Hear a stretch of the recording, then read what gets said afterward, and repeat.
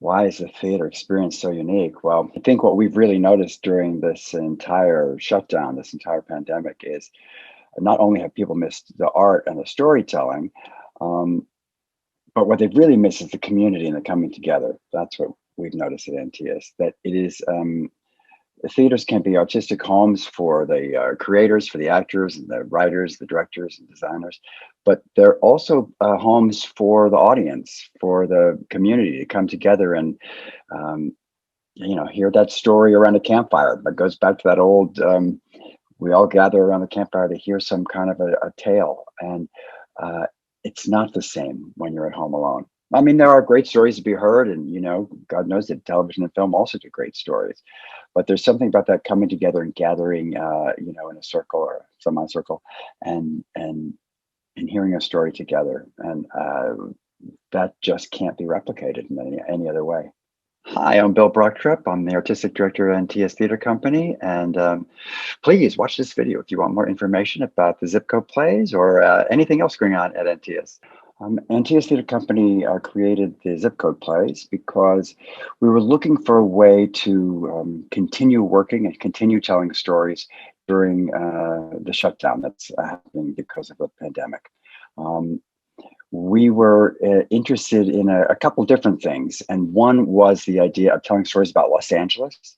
As a classical theater company, we often end up telling stories about country houses outside Moscow and the London penthouses and Italian villas. And it's harder sometimes to find things that speak to Los Angeles and our community. And so we wanted to look at what makes Los Angeles unique and special. And we started thinking about all the different areas, all the diversity, all the richness of culture that is in Los Angeles.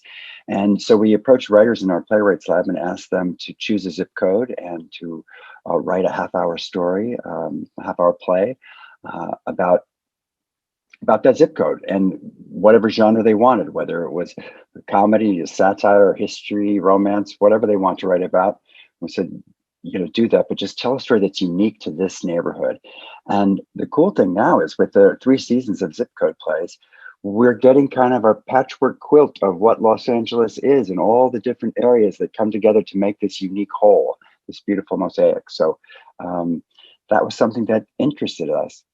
We were also interested in the idea of audio plays because I think, like a lot of people, we're a little weary of Zoom. I know that many of us are in meetings all day on Zoom, and so the last thing you might want to do on an evening is go and listen to a Zoom play. But I love podcasts. I mean, I love podcasts. I listen to them all the time. I've got headphones on, on every different topic, and that's what's amazing about podcasts. History and true crime and politics and humor and travel, anything you're interested in, there are podcasts for it. And I love them. And I love being told a story in an intimate way, kind of like right here. And I thought it was analogous to the way that we tell stories at NTS. Our theater is small, and so you're right up close with the actors.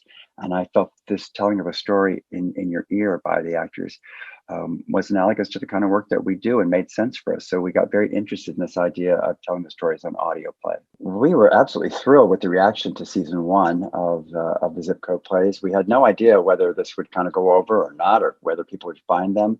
But we were really blown away, and it answered a lot of questions that things we had been thinking about, but we're surprised and happy to find, because we offer them for free on our website or on Spotify, Apple, wherever you get podcasts.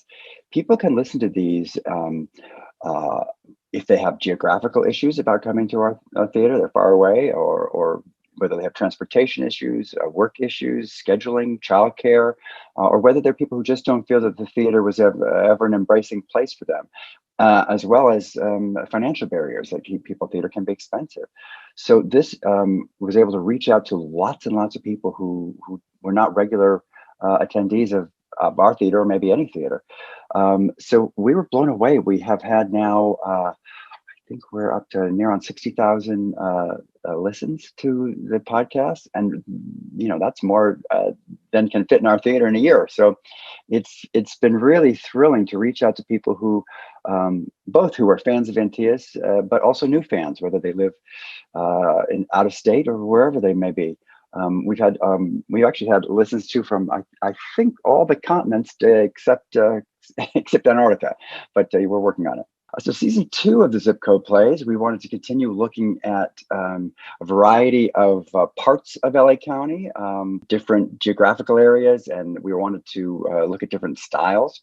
So first up, we have 90069 West Hollywood, where we have a very funny story, Brunch Interrupted by Sean Abley, which is looks at issues of colonization and gentrification in West Hollywood. And I'm, of course, partial to that one because I get to play a role in it. I actually have an acting part. So I enjoyed that one very much, and the awesome co-stars that we have on that. So we open the season with West Hollywood. Next, we have 90026 Echo Park, $10 in a Tambourine, which looks at the early days of Los Angeles with Amy Semple McPherson and Mr. Mulholland, who built up this city in their own individual ways, and it takes a look at the challenges that she faced as a woman in Echo Park, building up Los Angeles when it was really just starting out. It's a great play, and that is written by Mildred Inez Lewis. Then we have 90303 Inglewood, The Vig by Paula Sismar, which I love this story too. It takes place in the last days of the Hollywood Park racetrack, and it's in a bit of an old-fashioned story. What I love about it is it sort of tells that the story of people who come to Los Angeles searching for a dream, which is a lot of us. Often you see that kind of in a showbiz context, some young person off the bus from wherever they come from looking for Los Angeles to answer their dreams. And in this case, it takes place in a different setting, but ask those same questions about chasing dreams as a young person coming here, and how do you make it in this world of Los Angeles. Then we have 91331 Pacoima, Golden Shine, and that's by Kari Wyatt, who wrote our South Central episode in season 1. He's back. This is it's our first ghost story. It's a kind of a haunting tale of a professor who's haunted by the past and looking to move forward in the future.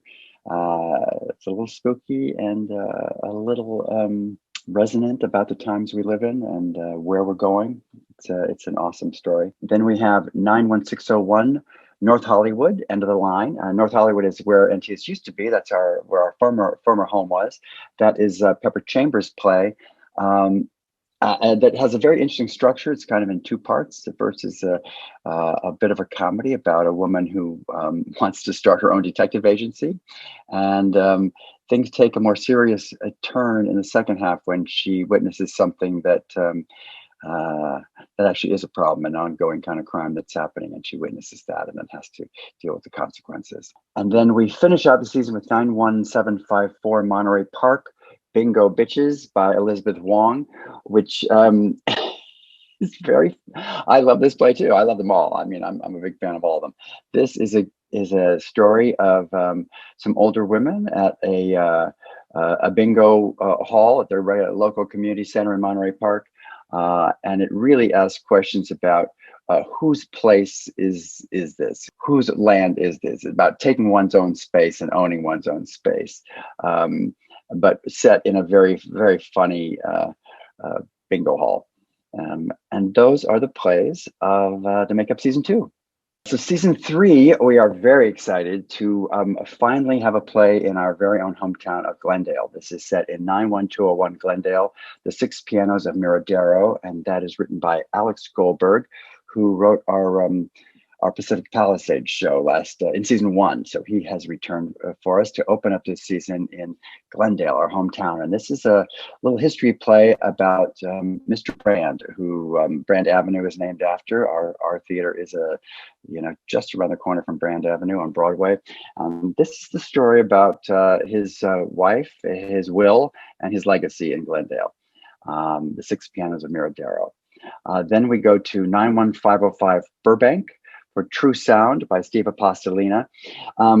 Steve is a writer and actor, but he also makes his living working in post-production voiceovers, doing looping and walla groups, and he knows that world of post-production very well. And this play is set in a Burbank soundstage late at night, where an apprentice and a master of the art of post-production sound meet, and things get a little dicey. That's called True Sound. Then we will go to 90262 Linwood, Blue Like You, written by Ann Noble, which is a story of a mother and daughter coming together after a very long time being apart. And it is a very funny, touching, gentle play about the importance of names and what we call ourselves and who we are. And that is Blue Like You. Then we are going to 90027 Griffith Park, where Pepper Chambers, who wrote our North Hollywood play in season 2, is back with The Fire in Between, which tells a story of a couple ambitious young men and Griffith Park and an incident that happened in 1933, a true story that takes place in the park, which is we're very lucky to have a huge urban wilderness in the middle of Los Angeles, and that's Griffith Park. Then we will go to 90039 Frogtown for Anaxarus Boreas, which is a story about a gentrifying neighborhood and some a bit of a biblical plague happens there as new residents to the community are faced with some unexpected neighbors. I should say, Frogtown is written by Daniel Hirsch. And then Diana Burbano brings us 90028 Hollywood, Marie Dressler, Good Gal. A look at the early days of the film industry in Hollywood, where which brought so many of us to town to pursue that film and television world. And Diana Burbano looks at Marie Dressler, a character actress from the beginning of Hollywood, and her sort of struggles and triumphs, and how she makes it in this early days of the silver screen, which we thought was an appropriate way to wrap up season 3. So we created some additional programming around the Zip Code plays, and that's the Zip Code Play Tours. What we decided to do was choose landmarks, historical highlights, architectural gems, points of interest in each one of the zip codes, and make an audio tour of them. And these are tours that you can do virtually, digitally. You can follow them along, or you can actually go to the zip code and drive around and look at these. We have great actors from within our company narrating the tours. So much like when you go to a museum and there's an audio tour that you listen to as you go around the museum, these audio tours will bring you throughout the zip code, each individual zip code, and you'll learn about the sites and of that spot. And they're really interesting. I've gone and done them all, so as a test case. And there are parts of Los Angeles that I don't know and I was not aware of at all. And so the chance to drive around them and get to know those places has been a real treat. And whether you live on the west side or the east side or wherever you are, there's probably a part of town you don't know so well. So Pacific Palisades was a place I really didn't know very well. And Pacoima is another place I did not know very well. So we go all around Los Angeles, and it's a chance to get to know these places. When we first released them, it was right during a lockdown that had come up. So we were recommending to everyone that they do them virtually and give them a listen, and you can see pictures and listen to the explanations of the places. But I think now people are careful and take caution. They should be able to go around and do these in person as well. And we also were able to hook up with individual independently owned businesses in each of the zip codes. So, there are stops for coffee or snacks along the way. So we recommend that you give those places a try and get to know the neighborhoods. It's a good way to get to know Los Angeles. And, also it's been interesting now that we have quite a few of them to see how much one architect who worked in this neighborhood turns out did something over here, and turns out they did something else over here. So there are a lot of connections that start to happen if you take advantage of the entire program. And those are the zip code play tours. We could not have done this project unless we had an amazing sound designer. Jeff Gardner is our audio producer, our sound designer, and our Foley artist. You may know that Foley is all the sound effects that are added in, whether it's horse hooves or rain and lightning, thunder, cars crashing into things. That is all Foley. It's done afterwards. So we would not have done the project if we didn't have Jeff Gardner, who is absolutely brilliant. He's an actor in our company, a terrific actor, and also an incredible sound designer. So Jeff is the one who kind of figured out how we could accomplish the zip code plays to begin with by getting different microphone setups, kind of a portable booth that the actors can record in, blankets to hang behind them so that the sound all sounds right. Figured out the platform. We record them not on Zoom, but on another platform that allows for a clearer sound. And then Jeff made videos for all of the actors to figure out how to set up these kits in their own homes. Each kit is delivered to each individual actor at their house.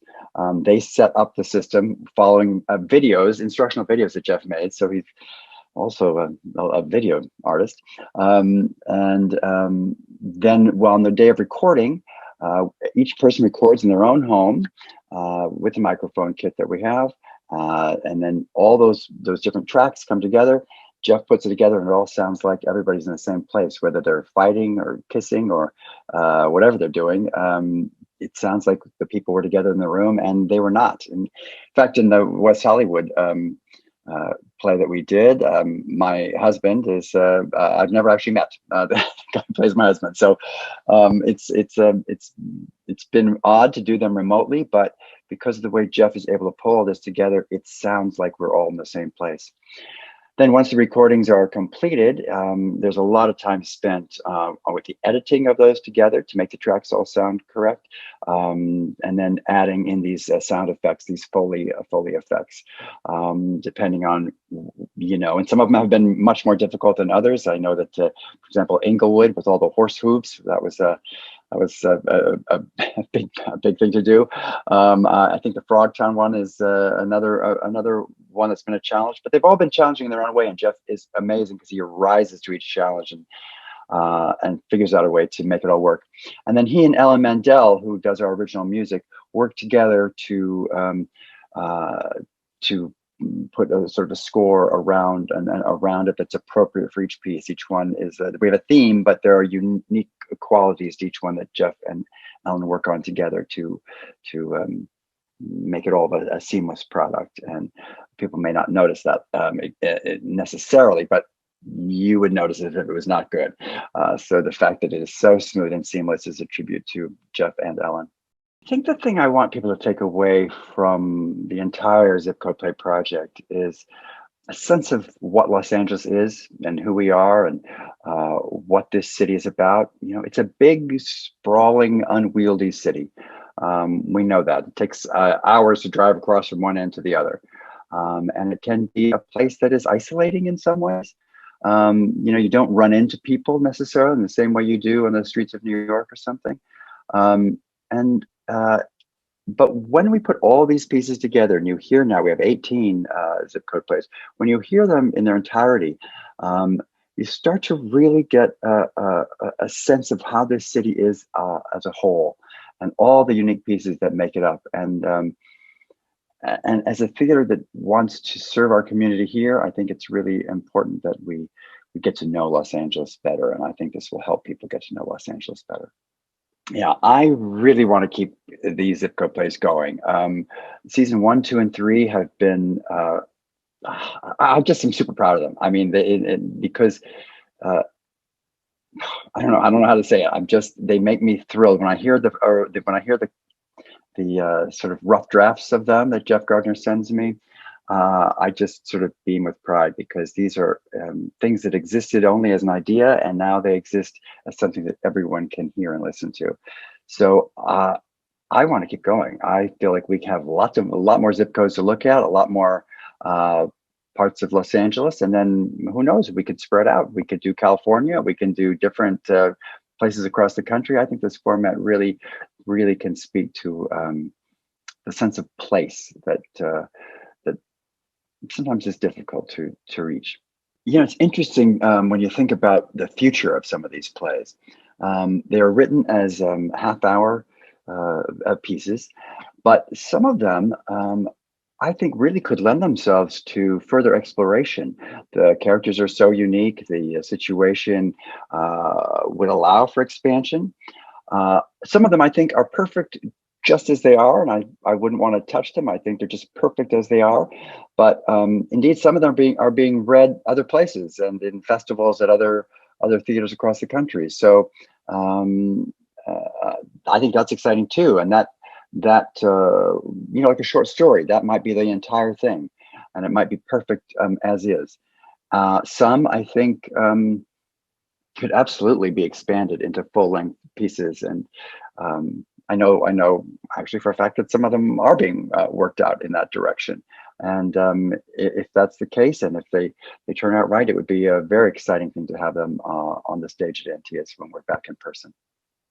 I think people need to hear them because, well, for one, the talent and the caliber of the writing and the casts are incredible. I don't think anybody will be disappointed. I think anyone who listens to one will want to hear another. They're a maximum a half hour long, so it's a nice bite-sized piece for your walk or for your cleaning the kitchen or the garage, folding the laundry. It's a perfect way to spend a little time immersed in another world. And yeah, there's no reason not to. And they're free. The Antaeus Playwrights Lab is a unique part of the Antaeus Theatre Company. We began as a classical theater company, and so our canon of plays was often Shakespeare and Chekhov and Ibsen. We have for a long time been looking to expand that and to say, what makes a classic? It's a question we're always asking ourselves and pushing those boundaries out. So within that, we've had for a number of years a playwrights lab where on Tuesday nights, different writers bring in 20 pages of material, new pages or pages they've worked on previously, and actors within our company read those, and then a discussion ensues about where the play is moving next. Um, from that, we started doing a reading series called Lab Results, where we heard six full-length plays in a public readings for six plays that came out of the Playwrights Lab. And from those, in 2019, we produced two original works that were developed within the Playwrights Lab entirely, and we presented those on the main stage. When we were looking for zip code plays, of course, we immediately turned to the writers in the lab because they're so good, they're so varied, and the writers pitched things to us, and we chose now 18 of these. So the Playwrights Lab has become more and more a super important part of Antaeus and the Antaeus community. It's great for the actors, it's great for the writers there. And while we, of course, want to continue with the classics and doing those plays from the canon, we also want to expand that and looking for new classics for plays. And by that, generally, I mean we look at plays with timely and timeless themes. There has to be a kind of depth and breadth to these plays for them to sort of fit into the Antaeus brand. But within the Playwrights Lab, people also write, kitchen sink dramas and things that might not be on brand for us, but are terrific plays that are well deserving of production. And it's our hope to help people at other theaters find those, so that our writers' work is spread out across the city and across the country. And then some of them fit more specifically in Antaeus's kind of definition of timely and timeless. But the Playwrights Lab is a really vital, and of course during the pandemic it's continued to meet virtually, and we have found that you can develop new plays on Zoom and in readings virtually in a pretty handy way. So it's continued and throughout this shutdown and has become a part of the fabric of Antaeus. I think it's important to everyone at Antaeus that everything that we do is looked at through a lens of equity, diversity, and inclusion. The Playwrights Lab represents that, and represents that in that we want talented writers who are talking about every different topic and every different experience and every different background. We want to know those stories. I look at our and in Tia's end, with the zip code plays particularly, I look at our job as to provide a lovely box, a lovely candy box, and each playwright puts in a different bonbon or a chocolate or a lemon bar or whatever they want, whatever they want. And our job, I feel, is to strengthen and amplify those voices, and then provide a nice lid with a bow for them. And that's what we provide, and they provide a delicious bite in each case. And that's how I look at it. In some ways, it's hard to say why theater is so important to the structure of a community when there are obviously medical issues, and that people have, there are severe problems in the world, right now, and maybe always. But I don't think we can put art aside and just say it's not worth anything. I think that artists change the culture. They change the topic of conversation. They move the meter on where people are in the world. I don't know. Everyone has their own opinion about what art can do and the power of art to make social change, to speak out about important topics. My personal experience has shown me, or what interests me, I guess, is telling true stories, shining a light on voices that we have not heard, looking at issues from all sides and allowing audiences to take what they will. I don't. I'm not as big a fan of preaching to the audience as I am to presenting stories about people's humanity, different characters' humanity, whether those things are, not are good, bad, or indifferent.